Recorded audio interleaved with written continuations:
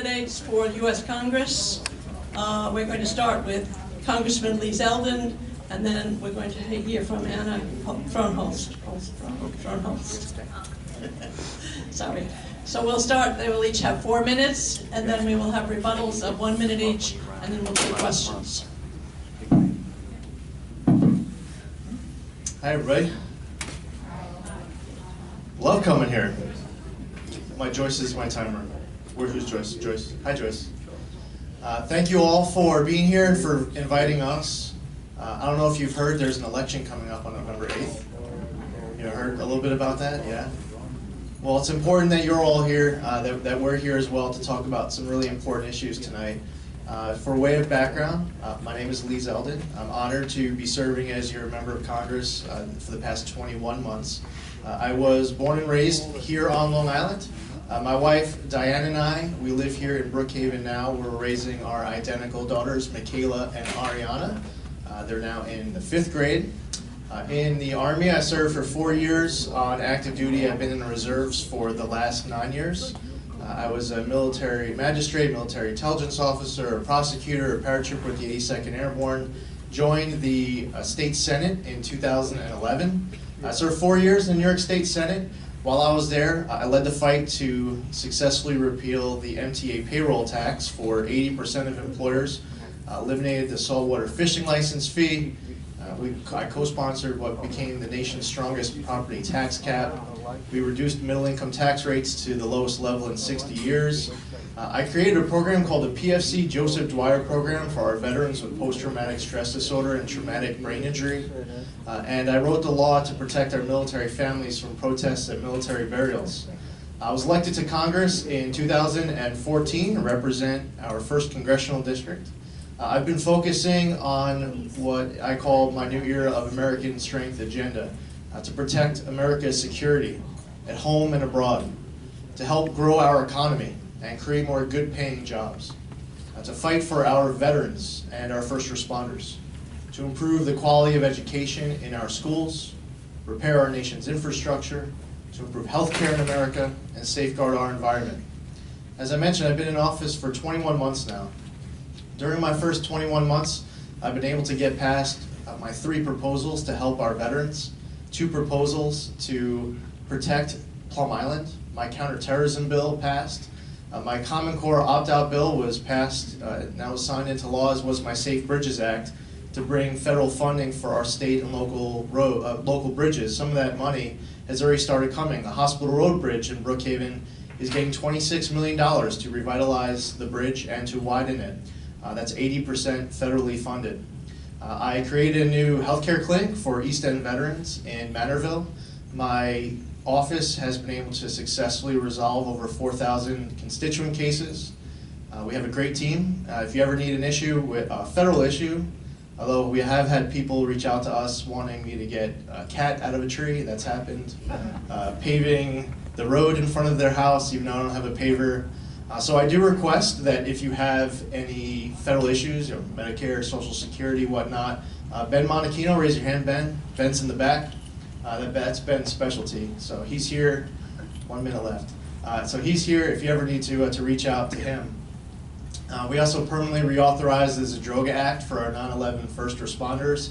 And I just want to tell you, it's a privilege to be able to represent you down in Congress. And I understand this room is filled with people who cross the ideological spectrum, the political parties, but I'm sure that this room is filled up with people who love your community here. You deeply love our country, you pray for our country, and we all look forward to November 9th, where hopefully we can focus a lot more on the really important substantive issues and solutions to move our country forward, regardless of whatever happens across the country on November 8th. On November 9th, whoever's elected, the people have spoken, and we need to figure out a way to move America forward as positively as possible. So again, thank you for having us, both of us, and thank you for being here, and I look forward to your questions. Good evening, everyone. I am Anna Throne-Holst, and I too am very honored to be here and be before you. And I am running for U.S. Congress because Washington is broken. By all accounts, this is the most dysfunctional, ineffective, mired in partisan politics Congress in the history of Congress. A very recent Gallup poll showed that only 11% of Americans feel that Congress is actually getting the job done for them. I raised my 4 kids. They range from 23 to 29 years of age. I have 3 sons and a foster child, right here in District 1, New York. And I devoted my work, both in the private and in the public sector, to dealing with issues around income inequality and around creating opportunity for kids and families that otherwise didn't have access to much opportunity. I started a school because in my community and the school district we belong to, there was not a pre-K program. And I looked at kids, depending on what walk of life they came from, they did or did not have access to early childhood education. And to me, that is the beginning of the big equalizer that is missing in our society today. If you are born into a school district where you have access to early childhood education, that sets you on a course. If you're not, it sets you on a very different course. I then went on to run a child care and community service organization. We got a Head Start program, we got a Path to College program, SAT tutoring, pregnancy prevention, drug prevention, etc. And we made a difference in the life of a lot of young people. That is also how my foster child came into our lives. Then I got elected to the town board. And I walked in as the only one not affiliated with a party, elected on the Democratic line on a people, not politics platform.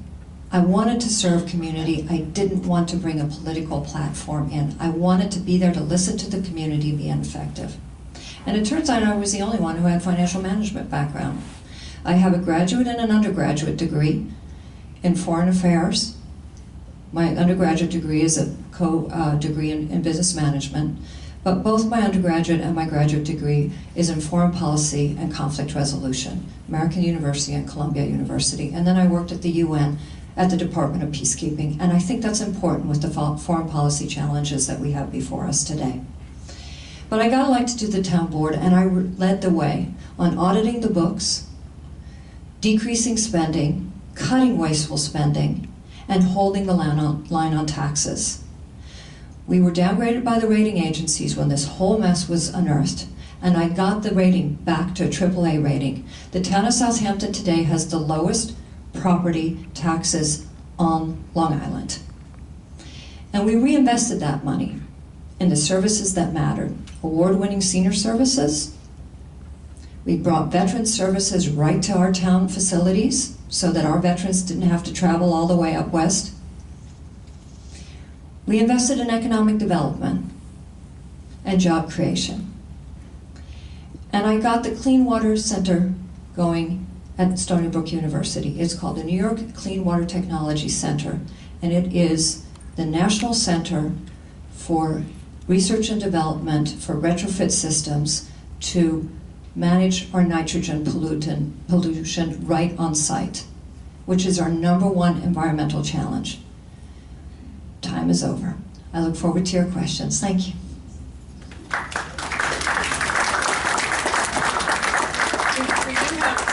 We have time for rebuttals first, and then we'll do the questions, and we'll start with Anna Throne-Holst.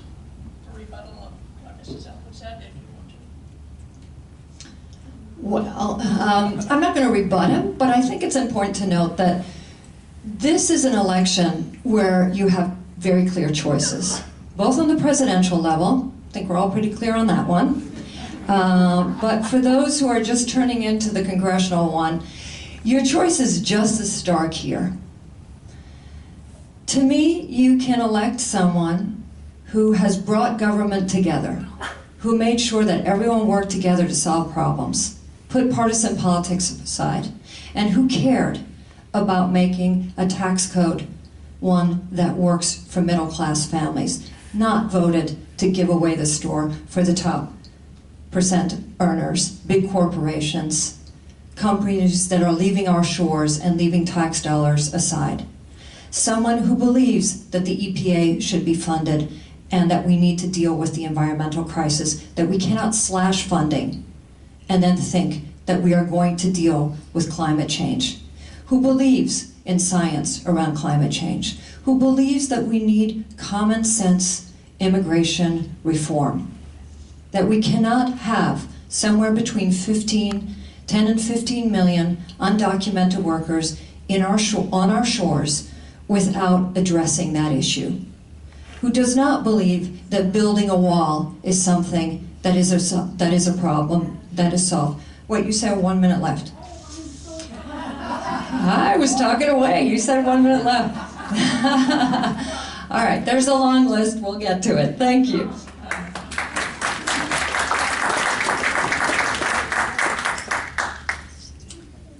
Well, when I had the opportunity to make my opening remarks, and I was speaking about some of what I had worked on when I was a New York State Senator up in Albany, or what I've worked on as a member of Congress down in DC, it's important to note that all of that was done as a result of Republicans and Democrats working together. When I was up in Albany, we had a Democratic governor, a Democratic-controlled assembly, and a Republican Senate. And actually, one of my 2 terms was Republicans and Democrats sharing power in the Senate. So as far as the property tax cap, or the PFC Joseph Dwyer program, or reducing the income tax rates, everything I mentioned, the law to protect our military families from protests and military burials, and then all the legislation I'm working on in DC, it's all a product of Republicans and Democrats working together. That's the only way that we are able to move our state, our community, our country forward. So I believe very importantly, very passionately, that if we're going to tackle the solutions that are facing us, there needs to be less partisanship, and there needs to be more of a willingness to work with people who may disagree with you to try to find common ground. So bipartisanship is very important to me. And my time is over.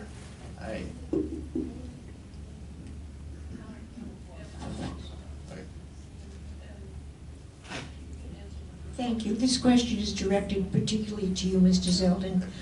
For those of us who may not be sure for who we're voting for president, could you give me, and those of us who might not be sure, some very specific positive things to encourage us to vote for the candidate that you are supporting?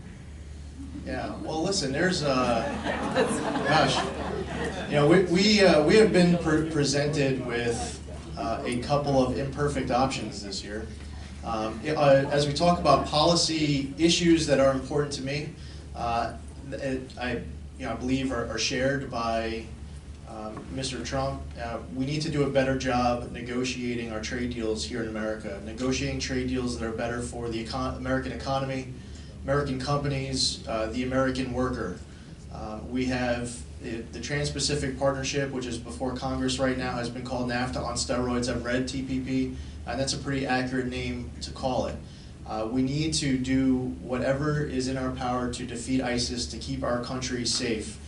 There are vulnerabilities with the refugee program right now, specifically as it relates to Syria. I've been, I'm sorry, I'm answering your question. Well, not really. Perhaps I'm not following it. I would like to know specifically what will be done by your candidate to address those issues. Specifically, what plan? So I can think very clearly about how I'm going to vote. Yeah. So I don't know. Do you want me to just start over completely, or how do you work this? Okay. So going back to negotiating trade deals, one of the things that we need to do that's better is, instead of negotiating, passing a trade promotion authority bill at the end of a negotiating process to get a trade bill passed, right now as we're going through the presidential process, there should be a vetting, but when a president is elected, they should be outlining their negotiating objectives at the beginning of the process. Trade Promotion Authority outlines 150 different trade negotiating objectives, which are being passed at the end of negotiating a deal as opposed to at the beginning. And we have to be negotiating trade deals that are specifically have to do with trade and economics, as opposed to negotiating a trade deal that starts dealing with a whole bunch of other topics that are outside of that. as it relates to the defeating ISIS and keeping us safe. We have an issue as it relates to, and my time is over. We didn't have a chance to solve all of America's problems in my 1 minute. But there really is a lot to talk about as far as not just identifying the challenges, but also the solutions. And hopefully you can ask some follow-up questions. And Donald Trump should be so lucky if he could even put one of those sentences together, because I have never heard him speak even nearly as coherently as Mr. Zeldin just did. So, may I answer your question? Yes, because to me there's a very clear reason for why you wouldn't vote for his candidate for president. And I think you are sharing with me a hard time in even taking that name. I have a hard time even saying it. And perhaps it is because I'm a woman I'm more offended by it, but I'm not one to pull the woman card. But I have to say, when you have a front runner for president of the United States of America who is a sexual predator and will not apologize for it, and for those of us who have raised children, and you heard me say, I have 3 sons and a foster child. They're all athletes. They've all spent a lot of time in locker rooms. And they can tell you that that was not locker room banter. Trying to deny that offending a Gold Star family, Mr. Zeldin is a veteran. And Mr. Trump does not have a problem offending a Gold Star family. He doesn't have a problem offending a person with disability. He doesn't have a problem calling an entire nationality rapists and murderers. And this man is running for the highest office, and Mr. Zeldin is still supporting him.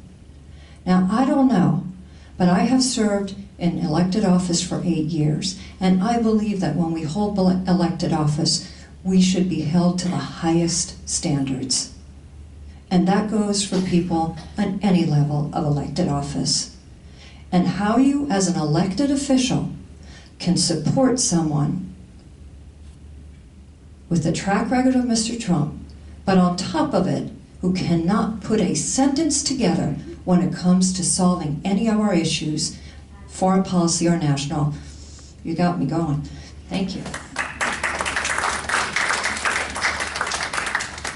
If I may ask this question of both candidates. Smee. Be very interested. We haven't heard a lot in quite a while about governmental policy, national or international, from the candidates who've been involved in great irrelevancies, which of course put a great light on moral issues, but not on political. Excuse me, this is not an open forum, this is for residents, if you don't mind. You don't live here, do you? Are you a resident? I was told by the people that invited us here that we could. Not to participate, though, I'm sorry. Okay, I am being censored. Well, okay. Okay. Tough group, tough group. I have a question for you, Mr. Zeldin. Excuse me? Okay, to both of them. I'd love to hear your answer. You spoke of bipartisan cooperation and how much you are for that. I have to wonder why your party has not allowed a Supreme Court justice to come to the fore. Why wait? It's against everything our Constitution stands for. That's not bipartisanship. You want me to answer that? I think it's unconscionable.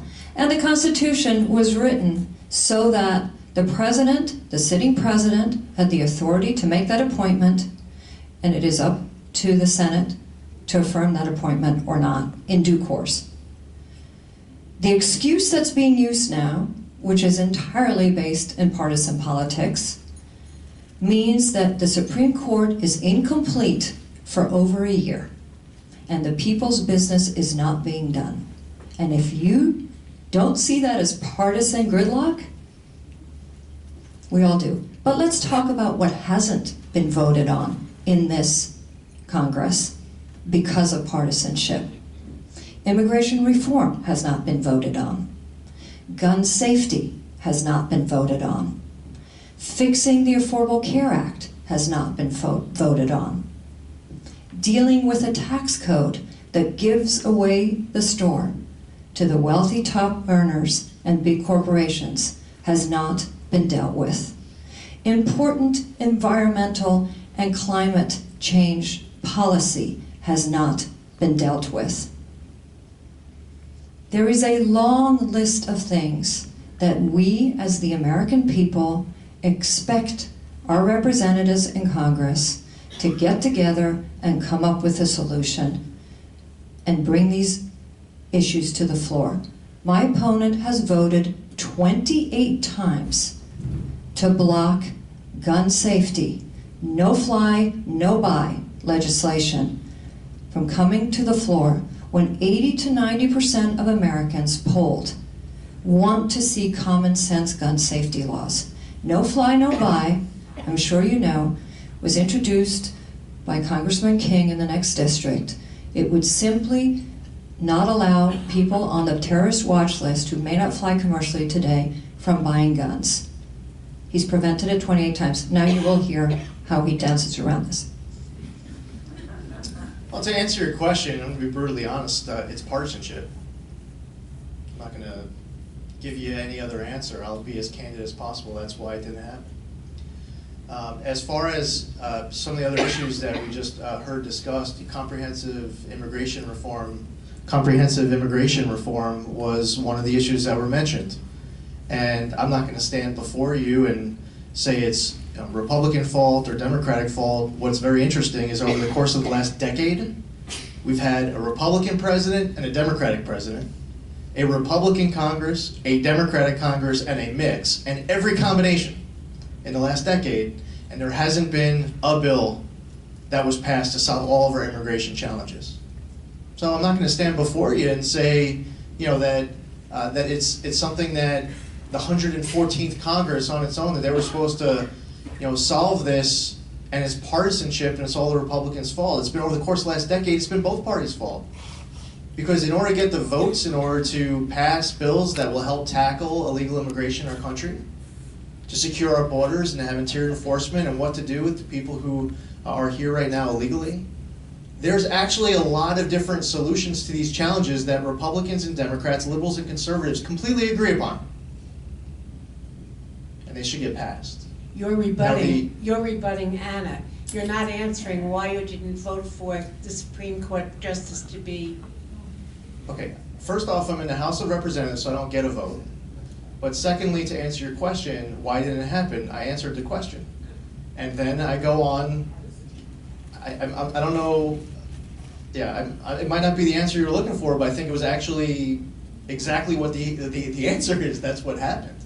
And as far as some of the other challenges that are facing our country right now, the answer as we look forward is where you're willing to sit down at a table with people who may disagree with you to try to find common ground and get a solution across the finish line.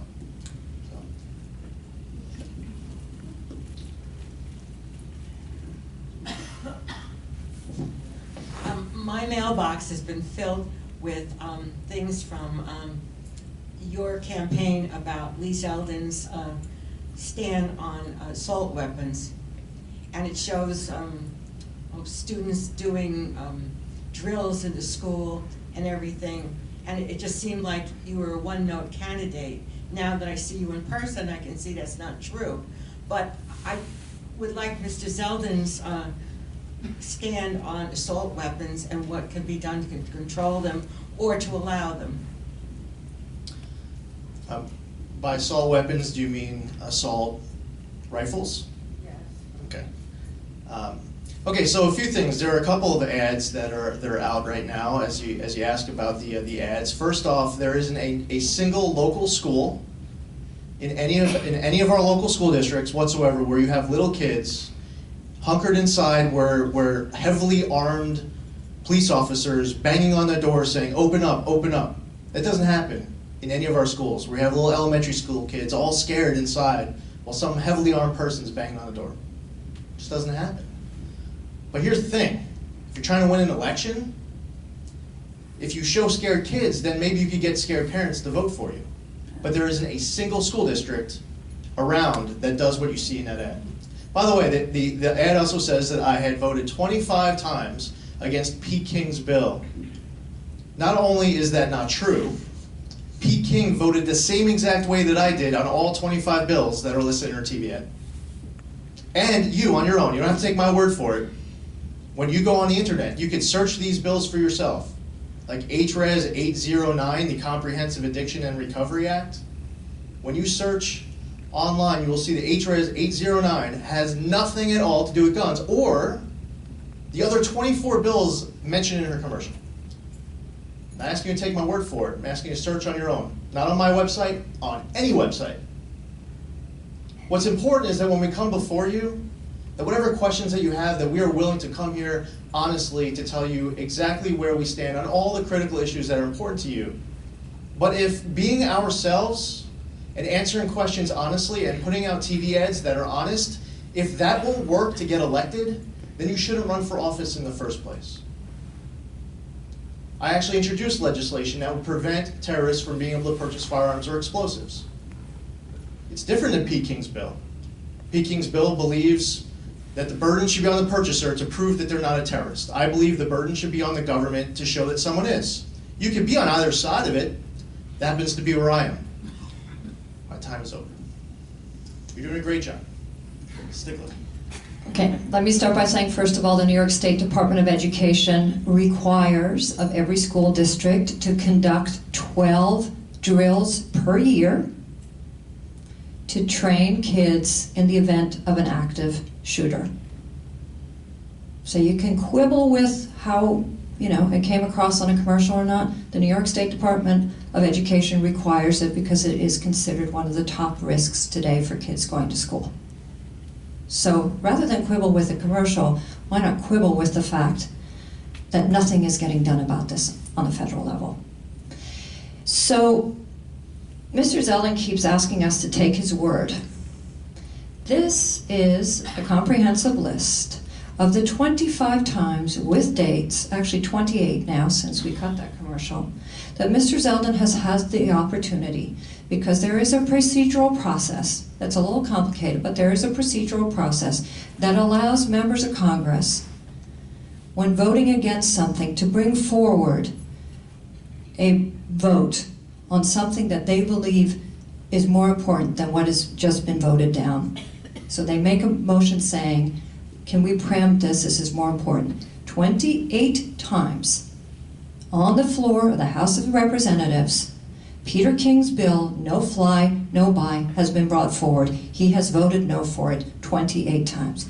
His bill, which is supported by the NRA, but totally opposed by most law enforcement, including former police commissioner Bill Bratton. Why? Because it requires the FBI to go to court before these people can be stopped and reveal possibly some very delicate intelligence information during active investigation into possible terroristic activity. So, yeah, no, I don't think that should be on the government. I think it should be on the individual who wants to buy an arms and might be dangerous. I have a question that takes us overseas. Secretary Clinton has endorsed a no-fly policy in Syria. Mr. Trump has, I'm not sure I understand it, it's either bombed or something out of them or whatever. Are you in favor of imposing a no-fly zone in Syria, Representative Zeldin? Okay. Fine, I'd like to hear both. I'm happy to go first every time, but I'm following the moderator's rules. I addressed the question to Mr. Zeldin. Would love to hear both candidates speak to it. Okay, we'll follow a process then, and I'll answer first if that's okay with you. The no-fly, had it been introduced earlier, before the red line was crossed, would have been a different story. Today, it is a very, very delicate issue with the involvement of the Russian Air Force in all of this. And the concern today with imposing a no-fly zone, although the intent is the obvious one, it is to create a safe refuge for people who are literally being slaughtered today. And they are being slaughtered by Mr. Assad's forces with the help of Mr. Putin, Donald Trump's good friend, by the way. And he supports Donald Trump. But today, until we can be assured that that no-fly zone can in fact be enforced without our Air Force being put at risk and planes being shot down. And I would need to understand the intelligence briefings on this before I could tell you what my understanding is. And when I serve on the Foreign Relations Committee, I'm not going to miss 2/3 of my briefings. Again, wow. So the last thing that you just heard is completely untrue, but let me go back to the point.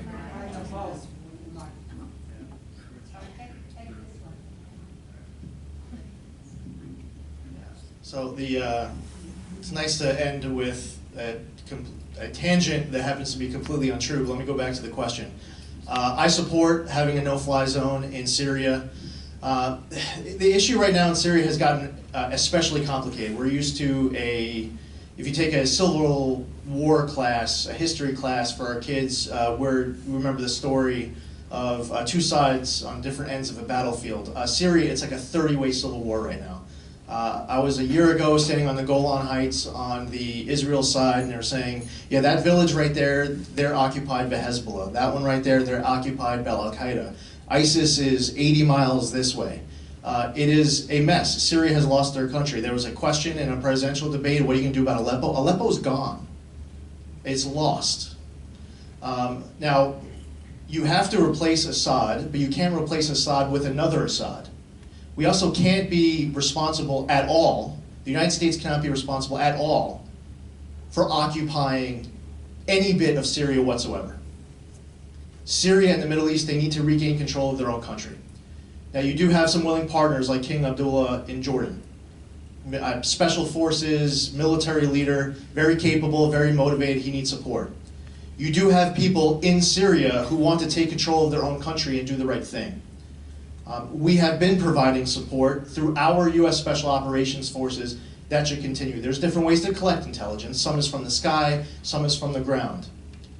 You have Kurdish forces. Syrian Kurds are not exactly the same as Iraqi Kurds, but providing support for Kurds bringing the fight to ISIS is important. Also, cutting off the funding streams that are going towards those hostile forces are important. But it's important to note that in Syria, it's a complete disaster and mess. So anyone who's able to answer in 2 minutes how to completely solve the Syria issue, it's one that is going to be a huge challenge for whoever the next president is. And it's a huge challenge for the entire Middle East. And unfortunately, it's a lot worse than it was just a few years ago. But we need a plan.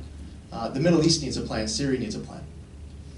We've come to the end of the questions. It's almost 9 o'clock, and we want time for each of them to have. No more questions.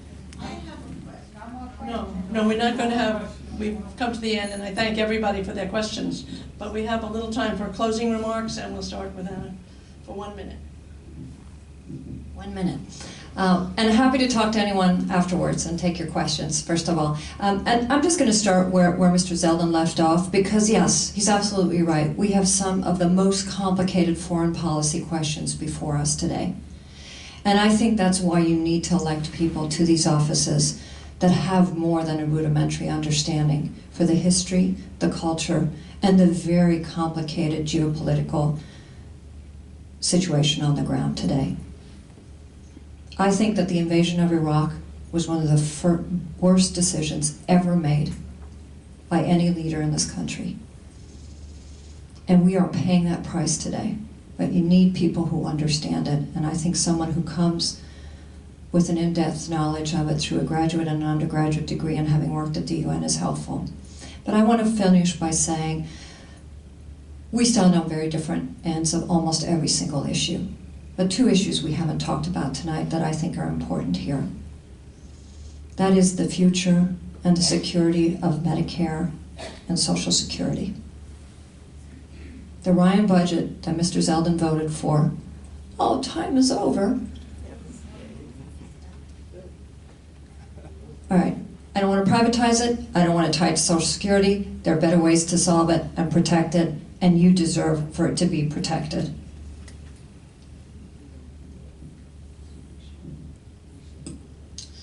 Well, we do need to preserve and protect Social Security and Medicare.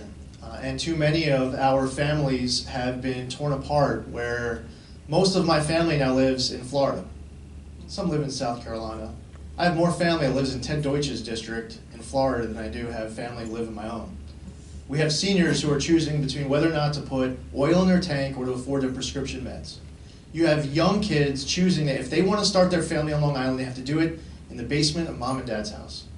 So they're starting their families in other places. That's my generation. But for our seniors, it's amazing, it's great that you are still here.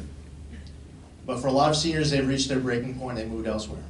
Whatever that we can possibly do to secure our country, to reduce your cost of living, any level of government. And that's why it's great that tonight before we were here, you had the state legislators here. Because there are many opportunities, some that are pursued successfully and some great opportunities still ahead. And regardless of what you decide on November 8th, I just want to say it really is a privilege to have been able to represent you the last 21 months. And I appreciate you having us here for tonight's debate.